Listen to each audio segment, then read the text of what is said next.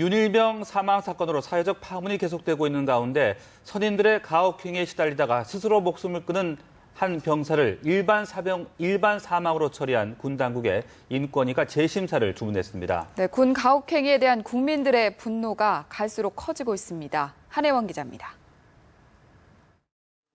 지난 2012년 8월 육군에 입대한 A 이병. A 이병은 같은 해 10월 부대에는 아버지의 기일이라고 보고하고 외박을 나와 스스로 목숨을 끊었습니다. A 이병의 유서에는 선임들 때문에 힘들다, 각종 폭언과 모욕, 폭행을 당했다는 글이 적혀 있었습니다. 하지만 육군 본부는 A 이병이 부친에 대한 그리움 등 개인적인 이유로 자살한 것이라며 일반 사망으로 처리했습니다. 인권위원회의 조사 결과 선임들은 A 이병에게 대대 전원의 이름과 소속, 입대한 월 등을 외우게 하고 제대로 외우지 못하면 욕설을 퍼부은 것으로 드러났습니다. 눈이 소를 닮았다며 소 울음소리를 흉내내라고 시키거나 여성을 소개하라고 재촉하는 등 가혹행위는 군 생활 내내 이어졌고 A 이병은 결국 스스로 목숨을 끊었습니다. 인권위는 군 당국에 A군의 순직 재심사를 권고했습니다. 잇따른 가혹행위의 폭로에 성난 가족들이 국방부를 찾았습니다. 군에서 아들을 억울하게 떠나보낸 부모들은 또 한 번 울었습니다. 발목을 수술했는데요. 그것도 나중에 알고 봤더만 그 군 부대에서 발로 차가지고 이거 수술했는데 그거 또 부대 들어가면 또 구타당할까봐 아기가 축구 타다가 속였어요.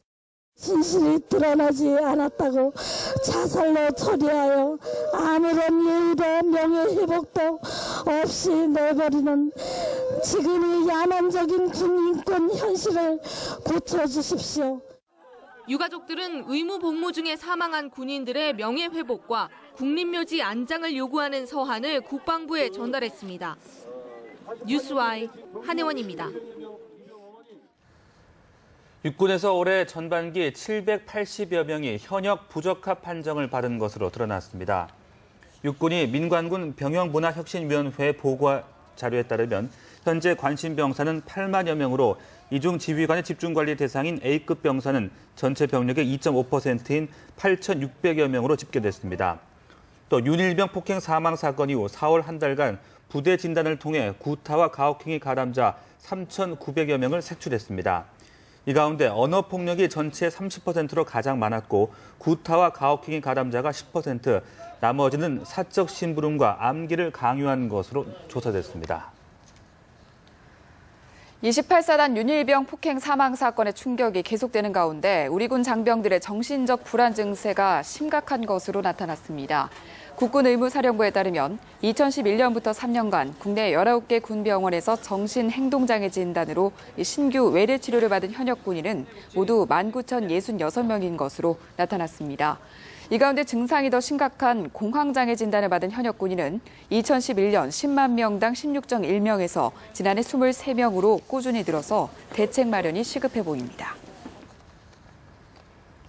군 관련 사고들이 잇따르고 있는 가운데 현역과 전역 병사, 부모, 시민단체 등이 참여하는 민관군 병영문화혁신위원회가 공식 출범했습니다. 용산 육군회관에서 열린 출범 시기는 한민구 국방부 장관과 병영문화혁신위의 전문위원 등 90여 명이 참석했습니다. 심대평 공동위원장은 병영문화혁신은 군 자체 노력만으로는 해결할 수 있는 사안이 아니라며 온 국민들이 중지를 모으고 대안을 모색해 나가야 한다고 강조했습니다. 위원회는 오는 12월까지 전방부대 등의 현장 방문과 공청회 등을 통해 의견을 수렴한 뒤 병영문화혁신안을 마련할 계획입니다. 군 당국이 병사들이 느끼는 병역 내 고립감 해소를 위해서 스마트폰을 허용하는 방안을 검토하고 있다고 밝혔습니다. 육군 관계자는 병사 고립감 해소 방안으로 병역 내에서 병사들에게 스마트폰을 허용하는 방안을 검토 중이라고 밝혔습니다. 2013년 한국광고주협의회 리서치 결과에 따르면 신세대 장병은 입대 전 하루 평균 3시간 스마트폰을 이용하고 있지만 입대 이후에는 전혀 사용하지 못하고 있습니다. 육군은 사용 허용을 위해서 사용 통제 시스템 구축과 보안 앱 설치, 사용 시간과 장소 등 활용 가이드를 마련하겠다고 밝혔습니다. 윤일병 사망 사건과 관련해 당시 국방장관이었던 김관진 청와대 안보실장 문책론이 커지고 있습니다. 네, 장관 재임 시 사고가 끊이지 않았지만 자리를 지켰던 김관진 실장, 이번엔 분위기가 좀 다른 것 같습니다. 배삼진 기자입니다. 김관진 청와대 국가안보실장이 국방부 장관으로 취임한 이후 국내에서는 사건 사고가 꼬리를 물었습니다. 취임 후 8개월 만인 2011년 7월 해병대에서 발생한 총기 난사 사건. 해병대 내 고질적인 학습이 근본 문제로 지적됐고 해법이 쏟아지고 기강 확립 지시가 이어졌지만 사건은 계속됐습니다. 2012년 10월에는 육군 22사단에서 최대 경계작전 실패 사건으로 손꼽히는 이른바 노크 기순이 발생했습니다.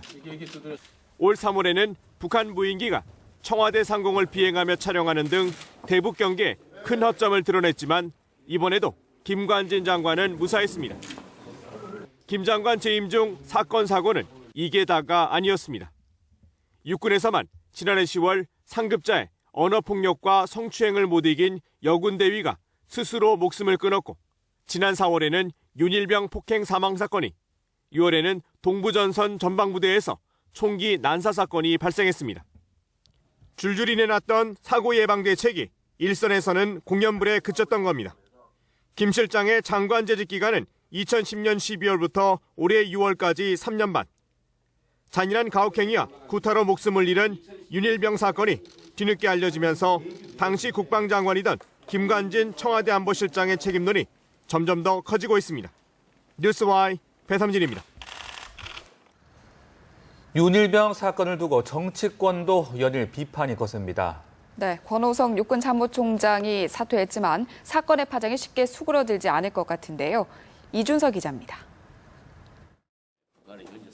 이번 사건의 책임론이 청와대 안보사령탑인 김관진 국가안보실장으로 향하고 있습니다.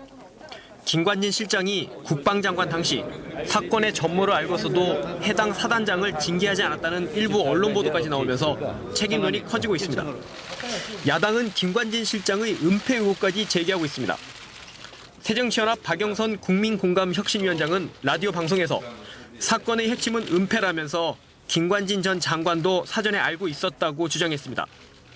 진실 은폐 책임을 지고 사실상 물러나라는 뜻입니다. 야당은 혁신 방안의 핵심인 생활 정치와 연결해 이번 사건을 접근하려는 기류입니다.